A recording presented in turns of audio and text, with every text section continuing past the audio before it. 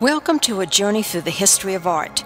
We will travel along a timeline from the caves to the 19th century. My name is Dr. Jean Willett. Let's begin by making the familiar unfamiliar. Standing on an open and windy plain in southwest England. When we move forward in time over 10,000 years, from the Paleolithic period to the Neolithic period, society becomes more settled and more specialized.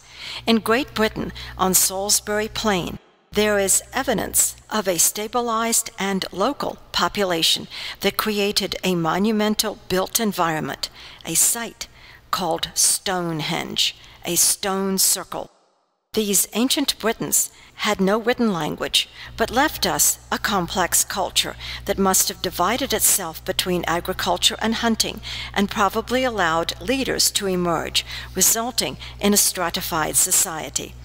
There is burial evidence that males in their physical prime had high status. That said, we do not know what, if any, role the alpha males might have had in the planning and construction of Stonehenge.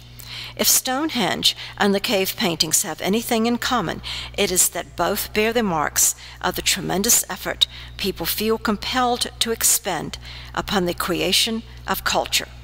In terms of survival, culture would seem to be an excess, a surplus, a time-consuming elaboration, but humans were compelled to plunge deep into dark caves and bring light to the blank walls, and to make the stone come to life with images.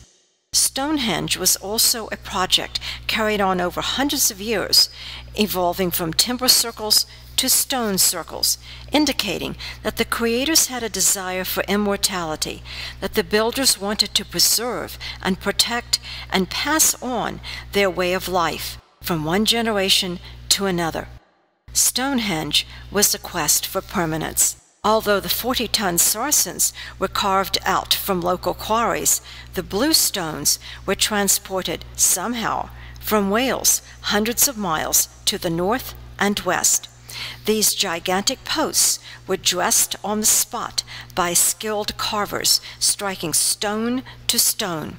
They shaped the tops of the posts with a knob called a tenon in carpentry terms. The lintels, or crossbeams, were lifted somehow and fitted on the top of the post, with the mortise, or a space, hollowed out on the underside. Somewhere between sculpture and architecture, Stonehenge is, if nothing else, a great feat of social organization and planning, and of engineering. For centuries, the entire culture was actively engaged in the completion of Stonehenge, indicating a belief system that exerted its power upon the community for as long as the Roman Empire existed. But what was the purpose of Stonehenge? What did it do? How did it function? What did it mean? Legend has it that inside the circle of Stonehenge there was a great and strange silence. True or not, this silence is a metaphor for what we do not know, and we fill this void with theories. Stonehenge is a calendar, an instrument for reading the stars, the moon, the sun, the seasons. Stonehenge is a calculator, a gathering place for the Druids, a place of sacrifice.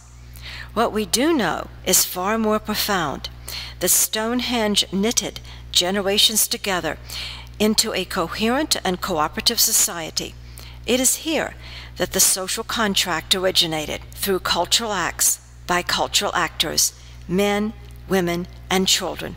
All were needed to transform a space into a place. This is what humans do. We make marks on the environment, leave parts of our lives behind. But the ancient Britons were behind their European counterparts. The builders of Stonehenge were stranded in the Stone Age, but there were other civilizations using metal, and one of them was the land of the Bible. Next stop, the Garden of Eden.